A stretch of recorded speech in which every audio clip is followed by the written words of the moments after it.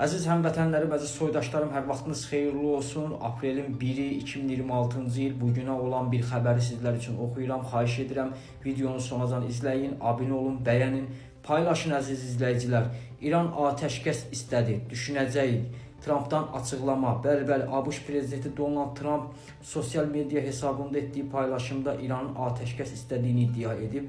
Manşet az xarici media istinadən xəbər verir ki, Trump Hörmüz boğazı açıq, azad və təmiz olduqda bunu qiymətləndirəcəyik deyə bildirib. ABŞ prezidenti Donald Trump Türk sosial media platformasında etdiyi paylaşımda İranın yeni rejim başçısı əvvəlki rəhbərlərindən çox daha az radikal və daha ağıllıdır. ABŞ-dan atəşkəs istəyib deyə qeyd edib. Trump Hörmüz boğazı açıq, azad və təmiz olduqda bunu qiymətləndirəcəyik.